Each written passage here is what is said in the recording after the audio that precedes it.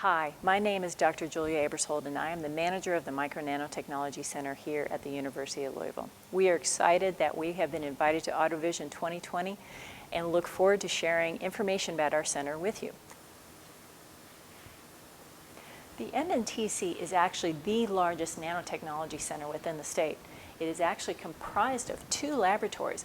The first is the $30 million, 10,000 square foot clean room facility, and the second is the Husan Imaging and Characterization Laboratory. The types of clients that the MNTC works with are students who are doing research with faculty, other universities or academic institutions, startup companies, small businesses, and large businesses as well. The areas of research that the MNTC works in varies across the map. This includes medicine, space research, defense, and of course, automotive applications. This includes micro-robots, high-tech films, and of course, automotive applications. I'm now in our gowning room. As you can see here, this is actually the entrance to the clean room facility that I'm about to go into.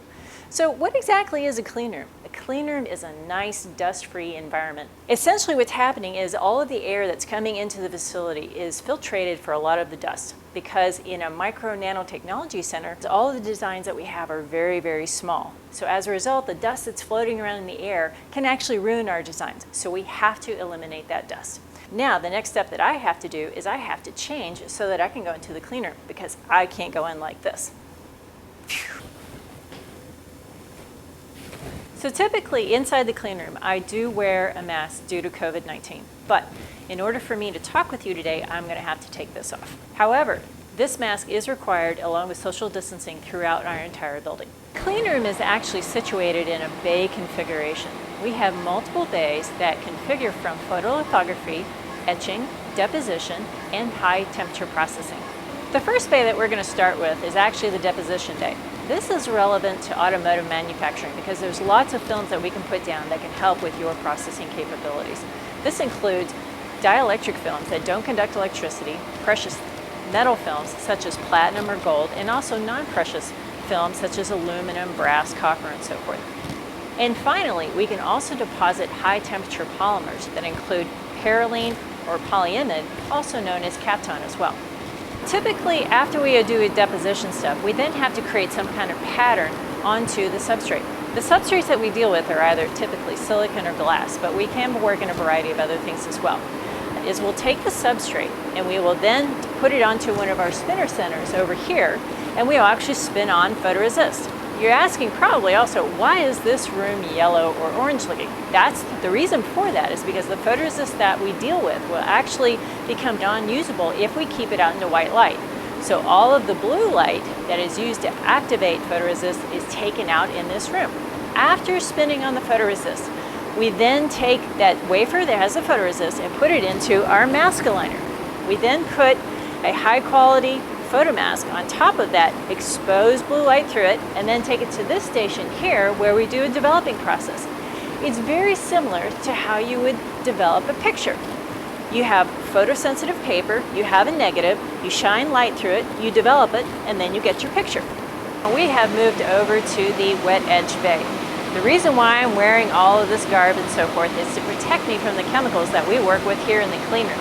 After photolithography, we have a wafer that has our thin film or a metal film or any type of film that is on there, along with our pattern on top of that. Now we want to remove the materials that we don't want to keep. There are two ways of doing that. Wet etching is one and drying is the second one.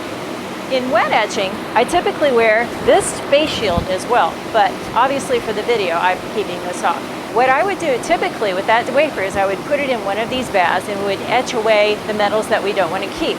Different types of solutions or chemicals that we deal with are very, very dangerous. Sulfuric acid, hydrofluoric acid, phosphoric acid. So these are not items you want to play with at home. Hence, we have this wonderful facility that can help take care of those. So sometimes you have structures that are on your wafer or on your substrate that cannot withstand the wet etch process. So we'll bring those over here into this bay where there's dry etching capabilities. Typically, to perform a dry etch, what you're going to do is you're going to take your substrate, you're going to put it into a vacuum chamber, pump down. You're then going to pump in a specific type of gas, argon or CF4.